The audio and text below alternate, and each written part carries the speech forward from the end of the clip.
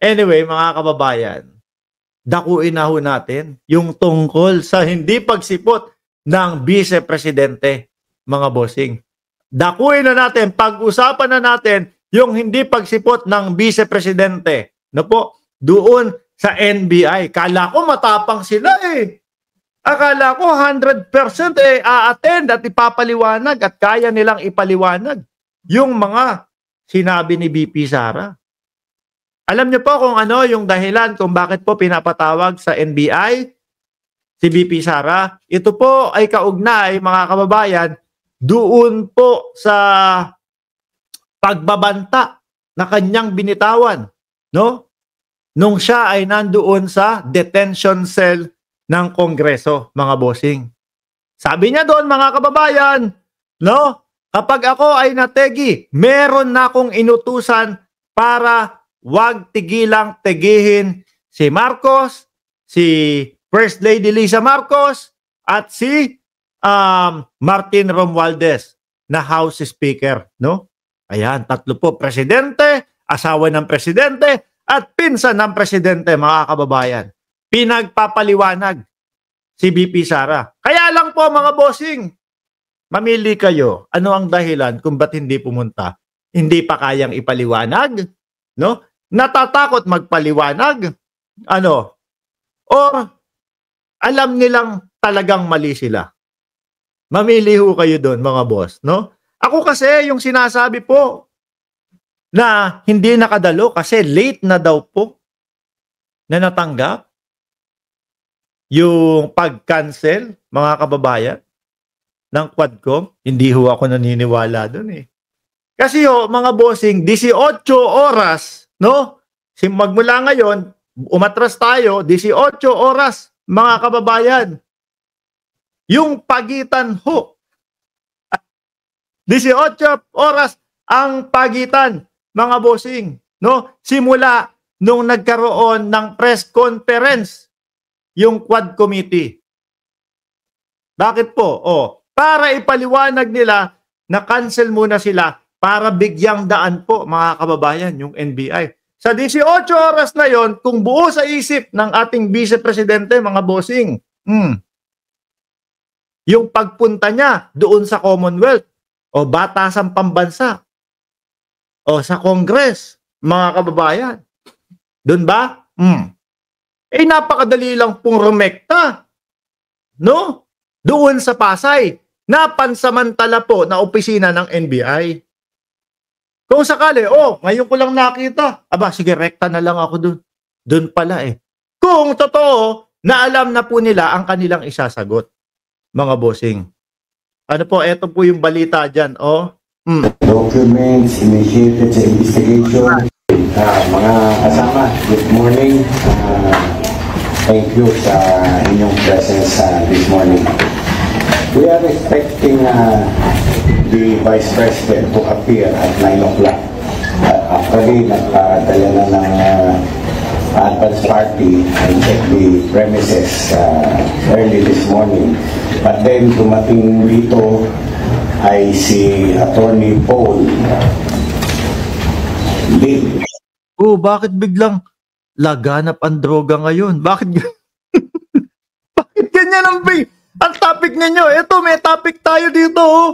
Nandyan, nandyan sa thumbnail, nandyan mismo sa pamagat ng ating live na content. Tapos biglang ang laganap ang droga ngayon. Takot kayo na pag-usapan yung hindi pagdalo ng Vice Presidente?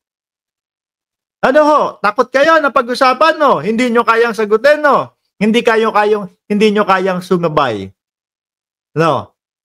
Na pag-usapan itong hindi pagdalo ng Vice Presidente.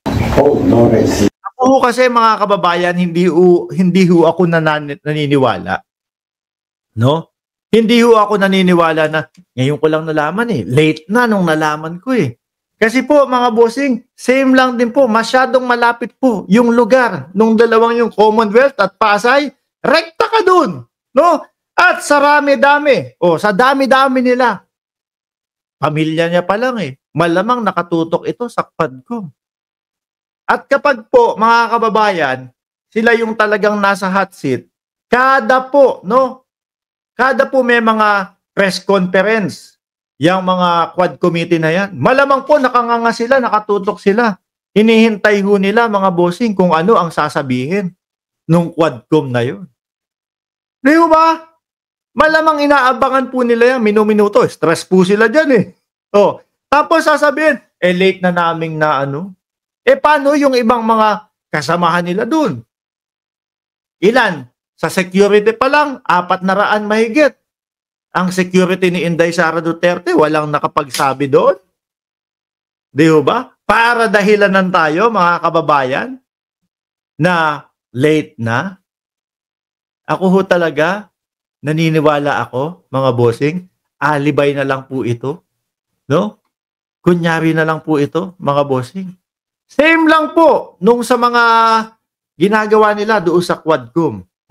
Sabi ni Angelita Marcos Almondia, duwag din pala si Sara Duterte. Alam niyo po, ina-expect ko dadating po ang vice-presidente. Kasi nung mga nagpapaliwanag po sila, si Bato, si Panelo, ang dating ang vice-presidente, ang dating presidente, lahat po parang siguradong-sigurado ho sila, mga bossing, na kayang-kaya nilang sagutin. Tapos biglang, late po namin nakita. Huli na po namin nakita na kinancel po pala yung Quad Committee. Anyway, ito po ang paliwanag. At saka mga kababayan kumbaga, December 11 pa sila magkikita. Ang nakikita ko ho dito, mga boss, siguro pag-aaralan po nila kung paano sila lulusot. Pag-aaralan nila, no? Kung ano ang idadahilan nila, mga kababayan.